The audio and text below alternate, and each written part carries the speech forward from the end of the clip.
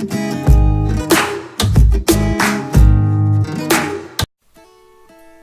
Honor 8X is based around HiSilicon's relatively new Kirin 710 chipset. Again, it's hardly the first Huawei to adopt the chip, but it might just be the cheapest one yet. And the Kirin 710 is no slouch. It has an octa-core processor configuration, with 4x2.2 GHz Cortex-A73 and 4x1.7 GHz Cortex-A53 units. That's not that far off from the flagship Kirin 960. With its 4x2.4 GHz Cortex-A73 and 4x1.8 GHz Cortex-A53. Throw in 4 GB of RAM and 64 GB of storage in the base model and 6 GB plus 64 GB or 128 GB on higher tier variants, and you have yourself a very capable setup that we've already seen chew through most every productivity or mundane task out there. The weakest link in the performance chain seems to the Mali G51MP4 GPU. It can't really keep up with the Mali G72MP12 in the flagship Kirin 960. To be fair, the Honor 8X can still offer a quite enjoyable gaming experience, as long as you keep things casual.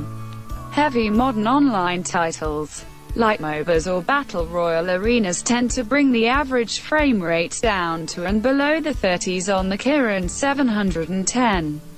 At least in our experience, that is. The Honor 8X does have a trick up its sleeve, though. It's one of many Huawei devices to receive the GPU Turbo software optimization layer. You can check out our recent review on what GPU Turbo works. Basically, you can think of it as an extra layer of graphics optimization, sitting between any compatible apps and the hardware. Contrary to the name, however, it doesn't really boost in-game frame rates, but rather smooths out any dips at the cost of a few frames here and there. Overall, this equates to a much more enjoyable experience, with the bonus of some battery savings in the process. While not explicitly stated during Honor's PR event, we can only assume that the Honor 8X will also include Huawei's CPU Turbo Tech. It is the accompanying system that tries to optimize CPU loads and performance. Before moving on to the camera, Honor did put quite a bit of emphasis on a new party mode feature of its. It's an exciting concept for grouping different Honor devices, possibly Huawei's as well, together into a single speaker arrangement. One of these plays the role of the master phone, which leverages multi-point Bluetooth connectivity to sync with up to 7 other devices, as per the general Bluetooth spec. The master can then play audio content and have the other devices play various channels of said content, all the while rearranging and reassigning them freely.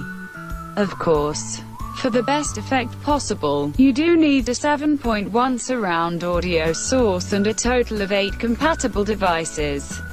So, it's more of a tech concept than anything else.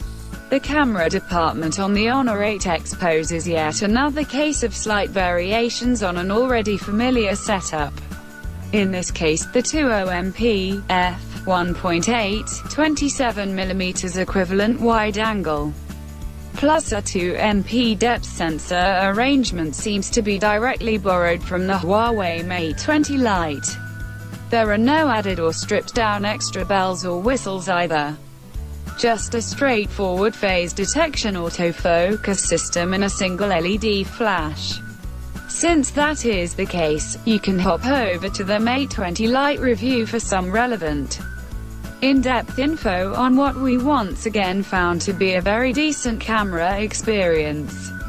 We did, however, manage to snap a few quick shots with the Honor 8X. Despite its budget standing, the Honor 8X still gets the benefit of Huawei's various AI camera algorithms. First and foremost, there is the object and scene recognition. It can currently differentiate between 500+ scenes. spread across 22 categories. We have to say, we still get a kick out of pointing the phone at a car and getting a little corresponding notice on the viewfinder. As per Honor's PR, once something gets recognized by the AI, specific tweaks get automatically applied to the image. The current version of the camera algorithm takes things one step beyond and can detect multiple objects, areas or scenes within a single frame and apply effects to those areas, accordingly. This is especially beneficial for low-light shots, in what Honor has dubbed the Ash Super Night Shooting System. But, we'll have to vary these claims in the full review. One thing we did notice straight away about the AI mode on the Honor 8X was that it was limited to 12 MP on our test unit. Not a major issue, or anything, but it is still worth noting. The Honor 8X might have borrowed its rear camera setup from the Huawei Mate 20 Lite, but on the selfie sides, things are a bit more toned down. Honor put a single 16MP f2.0 fixed focus snapper above the display, quite possibly the same one found on the Honor Play. Final thoughts. Huawei and especially Honor appear to be on an ongoing quest towards offering more value for less in their devices. Of course, that's one way of looking at things. Ignoring the utter chaos the two companies' lineups have now become. Either way, the Honor 8X is one of the latest milestones in said quest. A solid mid-ranger, with a tantalizingly low price, systematically making its way onto more and more international markets. Even so, we find it hard to give it an instant recommendation, purely on the basis that many other Huawei and Honor phones exist and could easily offer a better match for your specific set of needs. In roughly the same price bracket. If you are prepared to navigate this confusing lineup of devices, you might have to answer some pretty tough questions for yourself. Namely, prioritizing slightly better cameras, chipsets, bigger panels and batteries as best you can. In any case, we'll have to reserve any final judgment for the full review.